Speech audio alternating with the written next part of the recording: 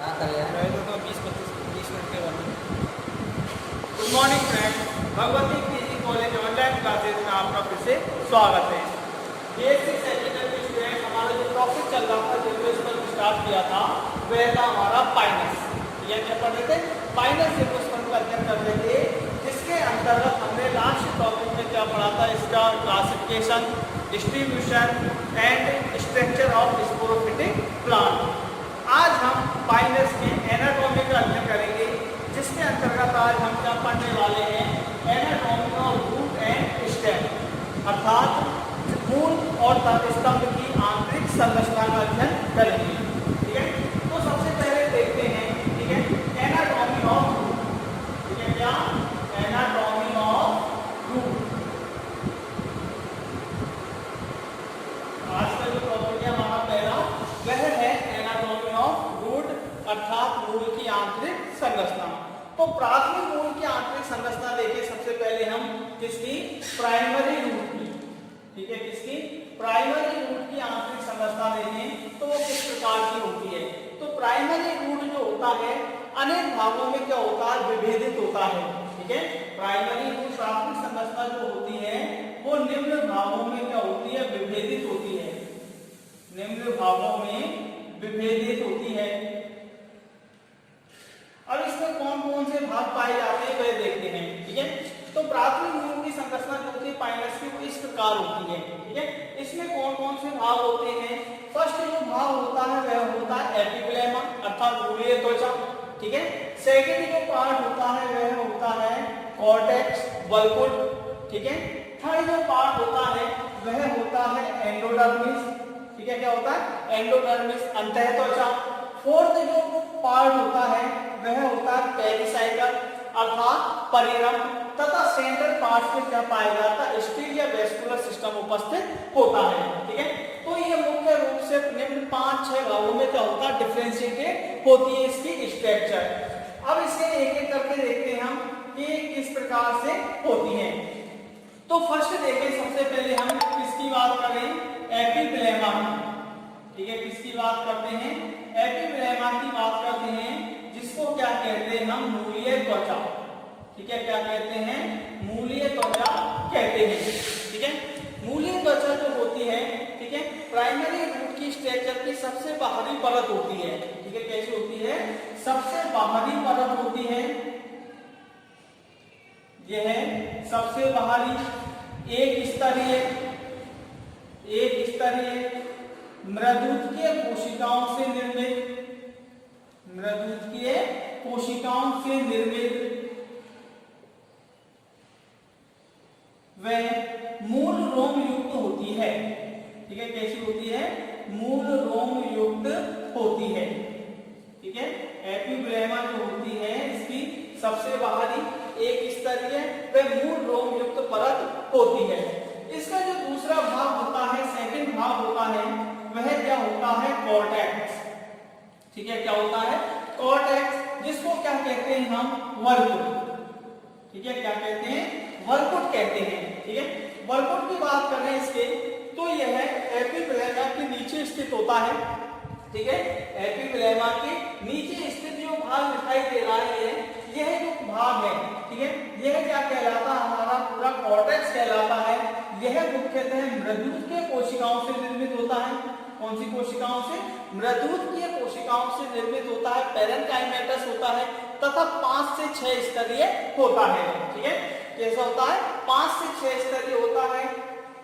ठीक है, तो वल्कुट जो होता है एपिब्लेमा के नीचे स्थित, एपिब्लेमा के नीचे स्थित होता है। ठीक है, नेक्स्ट पॉइंट, कैसा होता है? 5 से 6 स्तरीय होता है। ठीक है, कैसा होता है? 5 से 6 स्तरीय होता है। तथा यह कौन कैसा होता है? पैरेन्काइमेटस। ठीक है, कैसा होता है? पैरेन्काइमेटस होता है, अर्थात मृदुत्कीय कोशिकाओं से निर्मित। कौन सी कोशिकाओं से? मृदुत्कीय कोशिकाओं से निर्मित होता है। ठीक है, किससे निर्मित होता है? मृदुत्कीय कोशिकाओं से निर्मित होता है। तो ये इसमें कॉर्टेक्स की बात होती है। दोबारा से देखें, एपिब्लेमा के नीचे स्थित 5 से 6 स्तरीय, ऐसे एक लाइन में लिख सकते हैं हम, एपिब्लेमा के नीचे स्थित 5 से 6 स्तरीय मृदुकीय कोशिकाओं से निर्मित जो क्षेत्र होता है वह क्या कहलाता है? कॉर्टेक्स कहलाता है। ठीक है, ये कॉर्टेक्स हो गया।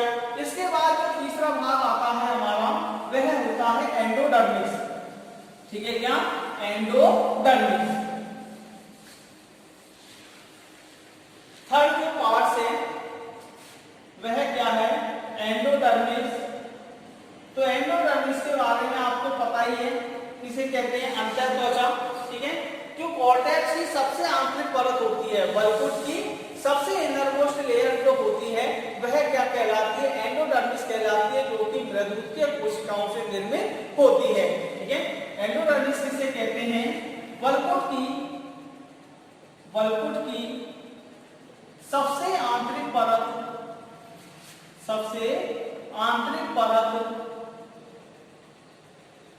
जो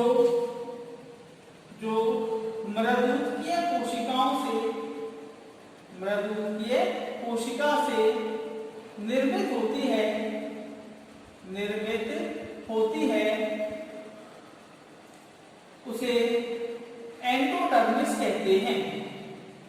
उसे एंडोडर्मिस कहते हैं।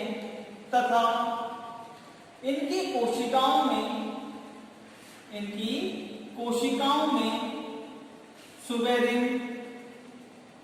सुबेरिन या लिग्निन का स्थूलन पाया जाता है।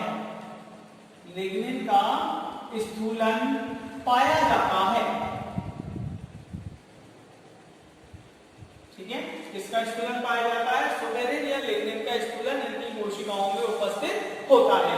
ठीक है, तो इसका था है एंडोडर्मिस, वल्कुट की सबसे आंतरिक परत जो मृदुकीय कोशिका से निर्मित होती है उसे एंडोडर्मिस कहते हैं। ये खाली रीजन दिख रहा है आपको, ये वाली जो लेयर है यह लेयर क्या कहलाएगी? हमारी एंडोडर्मिस अंतःत्वचा कहलाती है। तथा इनकी कोशिकाओं में सुबेरिन तथा लिग्निन का क्या पाया जाता है? स्थूलन थिकनिंग होती है। ठीक है, नेक्स्ट जो पार्ट है, फोर्थ रीजन हमारा, ठीक है, प्राइमरी स्ट्रक्चर का रूट का वह क्या है? पेरिसाइकल। ठीक है, क्या है? पेरिसाइकल, जिसको क्या बोलते हैं हम? परिरंध्र। ठीक है, क्या बोलते हैं? परिरंध्र कहते हैं। ठीक है, परिरंध्र क्या होता है? रंध्र का जो स्टील है, वेस्कुलर सिस्टम है, उसकी आउटर लेयर जो होती है, ठीक है, बाहरी आवरण जो होता है वह परिरंध्र कहलाता है। यह मुख्यतः कैसा होता है? एक स्तरीय होता है। ठीक है, एंडोडर्मिस के नीचे जो एक स्तरीय है यह क्या कहलाता है? मृदुकीय कोशिकाओं से निर्मित एक स्तरीय रंध्र का वेस्कुलर सिस्टम का जो आवरण होता है वह क्या कहलाता है? परिरंध्र कहलाता है। ठीक है, यह परिरंध्र एंडोडर्मिस के नीचे, ठीक है, मृदुकीय कोशिका से निर्मित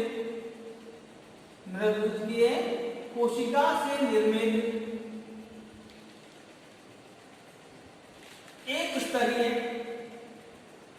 स्तरीय वेस्कुलर सिस्टम या स्टील कह सकते हैं, इसे हम रंध्र भी कह सकते हैं। ठीक है, वेस्कुलर सिस्टम का आवरण पेरिसाइकल कहलाता है। ठीक है, स्टील के जो चारों ओर का जो आवरण है एक स्तरीय, वह आवरण क्या कहलाएगा? पेरिसाइकल या परिरंध्र कहलाता है। ठीक है, नेक्स्ट है, इसके बाद एंडोडर्मिस के बाद वह है वेस्कुलर सिस्टम। ठीक है, क्या? वेस्कुलर सिस्टम लास्ट इंपॉर्टेंट जो होता है। ठीक है, वह क्या कहलाता है? Vascular system. पांचवा जो मुख्य भाग है इसका वह क्या है? Vascular system. इसको हम क्या कह सकते हैं? स्टील भी कहते हैं, रंध्र भी कहते हैं। ठीक है, फर्स्ट ईयर में आपने पढ़ा है स्टील के फाइल में।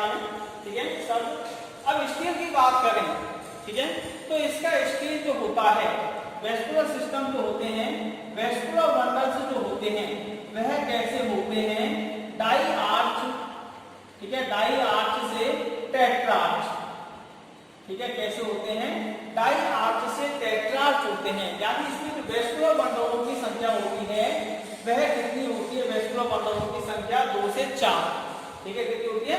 2 से 4 वेस्कुलर बंडलों की संख्या होती है।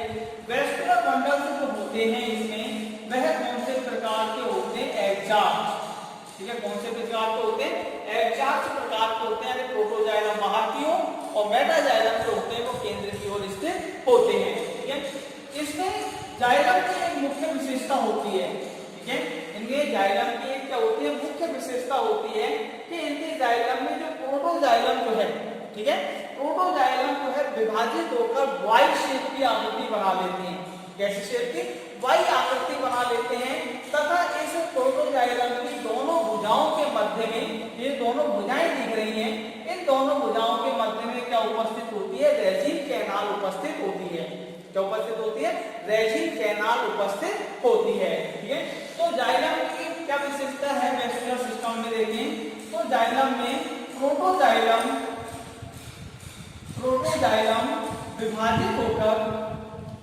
विभाजित होकर ठीक है वाई आकृति बनाते हैं तथा इनकी दोनों भुजाओं के मध्य में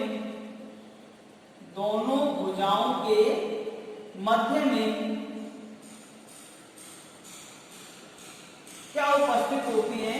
रेजिन कैनाल उपस्थित होती हैं, रेजिन कैनाल उपस्थित होती हैं, ठीक है। नेक्स्ट क्या विशेषता होती है वेस्कुलर सिस्टम की? कि इनके केंद्र में पित्त अर्थात मज्जा उपस्थित होती है, ठीक है, पित्त या मज्जा उपस्थित होती है, ठीक है। तो ये इसके वेस्कुलर बंडल की विशेषता है। वेस्कुलर सिस्टम जो है, वेस्कुलर बंडल डाइआर्स और टेट्रार्स होते हैं, यानी वेस्कुलर बंडलों की संख्या 2 से 4 होती है। एग्जार्स होते हैं, प्रोटोजाइलम डिवाइडेड होकर वाई आकृति बनाते हैं तथा इन दोनों की प्रोटोजाइलम की दोनों भुजाओं के मध्य में रेजिन कैनाल उपस्थित होती है तथा सेंट्रल पार्ट में क्या उपस्थित होता है? पेश उपस्थित होता है। तो ये इसकी क्या है? प्राइमरी रूट की स्ट्रक्चर, ठीक है, प्राइमरी रूट की एनाटॉमी, ठीक है। नेक्स्ट देखते हैं इसके पश्चात, प्राइमरी रूट के पश्चात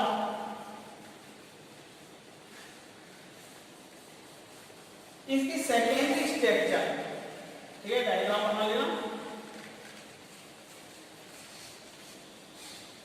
सेकेंडरी स्ट्रक्चर देखते हैं, एनाटॉमी ऑफ सेकेंडरी रूट, ठीक है, एनाटॉमी ऑफ सेकेंडरी रूट, यानी द्वितीयक वृद्धि, या ये कह सकते हैं सेकेंडरी ग्रोथ, ठीक है, द्वितीयक वृद्धि, या ये भी कह सकते हैं मैच्योर रूट की संरचना, ठीक है। तो मैच्योर रूट की संरचना देखें तो इस प्रकार होती है, ठीक है। इसमें देखो जो पेरिजाइलम पश्चा, cortex, primary phloem, secondary xylem, primary xylem, medullary ray. अब इसमें द्वितीयक वृद्धि किस प्रकार से होती है वह देखते हैं हम। तो हमने फर्स्ट ईयर में द्वितीयक वृद्धि पढ़ी है, ठीक है। द्वितीयक वृद्धि जो है मोस्टली जिम्नोस्पर्म और एंजियोस्पर्म का प्रमुख लक्षण होता है, ठीक है। द्वितीयक वृद्धि में क्या होता है, ठीक है, द्वितीयक वृद्धि जो होती है, ठीक है, पाइनस की रूट में सेकेंडरी ग्रोथ अर्थात द्वितीयक वृद्धि, ठीक है, डाइकोट पादपों के समान होती है, डाइकोट प्लांट्स के समान होती है। किसके समान होती है? द्विबीजपत्री पादपों के या द्विबीजपत्री जड़ों के समान ही होती है, ठीक है। इनमें क्या होता है कि 2 प्रकार की कैम्बियम उपस्थित होती है, ठीक है। एक तो कौन सी? इंटरफेसिकुलर कैम्बियम, ठीक है, इंटरफेसिकुलर कैम्बियम, तथा दूसरी जो होती है वह होती है इंट्राफेसिकुलर कैम्बियम, ठीक है, इंट्राफेसिकुलर कैम्बियम, ठीक है। 2 प्रकार की कैम्बियम पाई जाती है वेस्कुलर सिस्टम के अंदर, इंट्राफेसिकुलर कैम्बियम और इंट्राफेसिकुलर कैम्बियम, अंतरापूलीय एधा और अंतःपूलीय एधा। ये दोनों प्रकार की कैम्बियम क्या करती हैं? आपस में संयुक्त होकर, मिलकर, ठीक है, दोनों प्रकार की कैम्बियम आपस में संयुक्त होकर किसका निर्माण कर लेती हैं? वेस्कुलर कैम्बियम का, ठीक है, किसका निर्माण कर लेती हैं? वेस्कुलर कैम्बियम का निर्माण कर लेती हैं। ठीक है। ये वेस्कुलर कैम्बियम जो होती है किस फॉर्म में पाई जाती है? रिंग फॉर्म में, अर्थात वलय रूप में उपस्थित होती है। ये देखें यहाँ पर कैम्बियम, ये वाला पार्ट जो डबल लाइन खींची है मैंने यहाँ पर, ये क्या है? हमारी कैम्बियम, वेस्कुलर कैम्बियम, ठीक है। वेस्कुलर कैम्बियम का निर्माण हो जाता है। इस वेस्कुलर कैम्बियम में क्या होती है? कोशिकाओं में डिफरेंशिएशन होता है, जिसके द्वारा वेस्कुलर कैम्बियम की कोशिकाओं में डिफरेंशिएशन के द्वारा, विभेदन के द्वारा दो प्रकार के ऊतकों का निर्माण होता है। सेंट्रल पार्ट्स की ओर देखें, अंदर की ओर, इसके अंदर की ओर किसका निर्माण होता है? सेकेंडरी जाइलम का, ठीक है। द्वितीयक जाइलम का निर्माण होता है, तथा इसके बाहर की ओर, आउटर मोस्ट लेयर की ओर किसका निर्माण होता है? सेकेंडरी फ्लोएम का निर्माण होता है, ठीक है। तो वेस्कुलर कैम्बियम जो है रिंग फॉर्म में उपस्थित होती है। इसके बाहरी ओर, ठीक है, किसकी ओर? परिधि या बाहर की ओर, परिधि या बाहर की ओर, ठीक है, किसका निर्माण होता है? सेकेंडरी फ्लोएम का, ठीक है, सेकेंडरी फ्लोएम का निर्माण होता है। तथा इसके केंद्र की ओर, ठीक है, किसकी ओर? केंद्र की ओर या अंदर की ओर, केंद्र की ओर या अंदर की ओर किसका निर्माण होता है? सेकेंडरी जाइलम का, ठीक है। क्या निर्माण होता है? सेकेंडरी जाइलम का निर्माण होता है, जिसके द्वारा द्वितीयक ऊतकों का निर्माण होता है और मूल की मोटाई में या व्यास में क्या होती है? वृद्धि होती है, ठीक है। सेकेंडरी ग्रोथ के दौरान ही इसकी स्ट्रक्चर में देखें तो एक और संरचना का निर्माण होता है कॉर्क कैम्बियम के द्वारा। एक और कैम्बियम निर्मित होती है, क्या? कॉर्क कैम्बियम के द्वारा, ठीक है। एक और परत बनती है, उसका नाम क्या है? पेरिडर्म, ठीक है। क्या है? पेरिडर्म का निर्माण होता है बाहर की ओर, जो कि एपिडर्मिस को क्या कर देती है? अपहासित कर देती है, नष्ट कर देती है, ठीक है। ये परत भी जो होती है मुख्य रूप से 3 परतों से निर्मित होती है, ठीक है। अब ये 3 परत कौन कौन सी है? Film, phellogen, phellogen and phelloderm, ठीक है। 3 परतों से निर्मित होती है periderm, film, phellogen and phelloderm से निर्मित होती है। इस प्रकार से इसमें तने मूल में द्वितीय वृद्धि होती है, द्वितीयक संरचना का क्या होता है? निर्माण होता है, ठीक है। एक मैच्योर रूट का निर्माण होता है। तो ये संरचना याद कर लेना, इसमें आपको यही थ्योरी लिखनी है, बिल्कुल, ठीक है। क्या लिखना दोबारा से ऊपर में? पाइनस की रूट में जो सेकेंडरी ग्रोथ होती है वो डाइकोट मूल्स, पादपों की मूलों के समान ही होती है। इसमें उपस्थित वेस्कुलर सिस्टम में उपस्थित इंटरफेसिकुलर कैम्बियम, अंतरफूलीय एधा और इंट्राफेसिकुलर कैम्बियम, अंतरफूलीय एधा दोनों आपस में मिलकर वेस्कुलर कैम्बियम का निर्माण करती है, संवहन एधा का निर्माण करती है। वेस्कुलर कैम्बियम के परिधि की ओर सेकेंडरी फ्लोएम बनता है तथा केंद्र की ओर सेकेंडरी जाइलम का निर्माण होता है, तथा कॉर्क कैम्बियम के द्वारा पेरिडर्म का क्या होता है? निर्माण होता है, ठीक है। इस प्रकार से इसमें क्या होती है? सेकेंडरी ग्रोथ होती है, ठीक है। और मैच्योर रूट का क्या होता है? निर्माण होता है। तो ये तो है anatomy of root, primary root and secondary root, ठीक है, दोनों। नेक्स्ट देखते हैं हम, ठीक है, एनाटॉमी ऑफ स्टेम।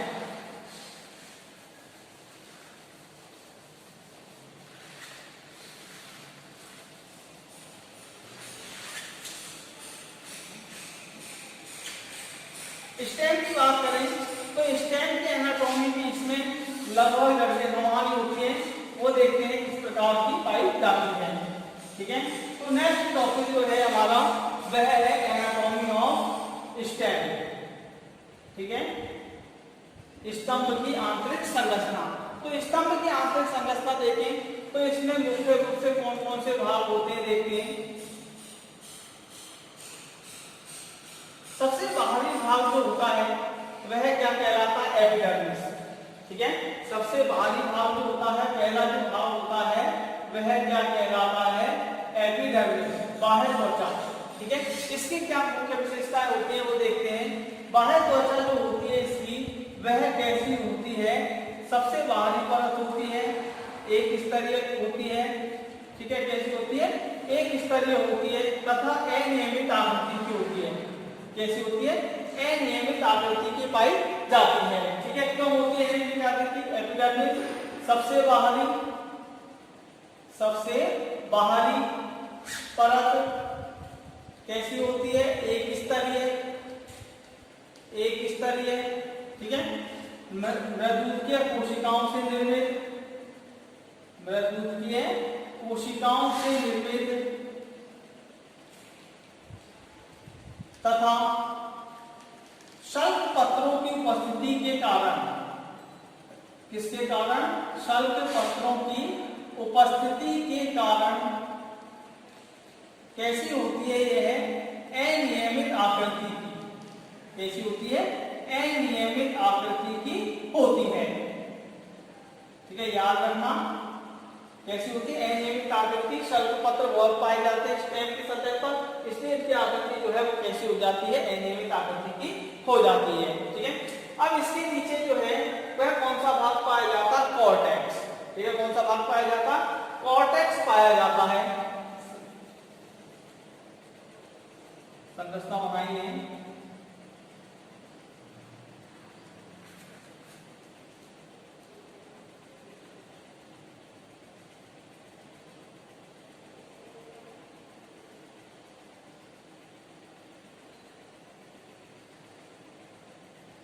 ये इसकी संरचना है, ठीक है, स्टेम की।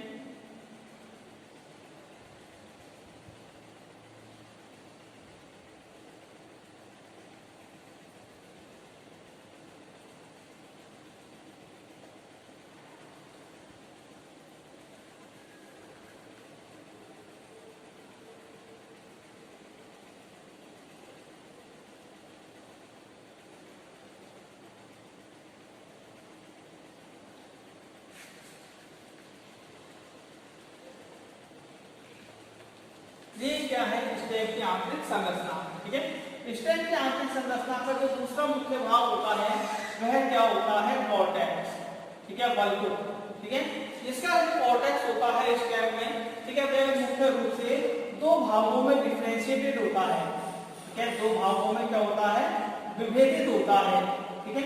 फर्स्ट जो है वह क्या कहलाता है? आउटर कॉर्टेक्स, ठीक है। क्या कहलाता है? आउटर कॉर्टेक्स कहलाता है, ठीक है। आउटर कॉर्टेक्स जो होता है वह कैसा होता है? स्क्लेरोकाइनेटस, ठीक है। कैसा होता है? दृढ़ोत्कीय कोशिका, 2 से 3 स्तरीय, ठीक है। कैसा होगा? 2 से 3 स्तरीय होता है। और कैसा होता है? दृढ़ोत्कीय क्षेत्र होता है, ठीक है। कैसा होता है? दृढ़ोत्कीय क्षेत्र होता है, यानी दृढ़ोत्कीय कोशिकाओं से निर्मित होता है। सेकेंडरी जो पार्ट होता है इसका वह होता है इनर कॉर्टेक्स, ठीक है। क्या होता है? इनर कॉर्टेक्स होता है। यह मुख्य रूप से कैसा होता है? 4 से 5 स्तरीय होता है, ठीक है। कैसा होता है?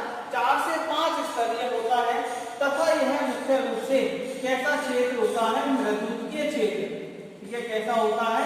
मृदुकीय क्षेत्र होता है, ठीक है। पैरेन्काइमेटस होता है तथा इनर कॉर्टेक्स में, ठीक है, क्या उपस्थित होती है? रेजिन डक्ट, ठीक है। क्या उपस्थित होती है? यानी रेजिन डक्ट उपस्थित होती है।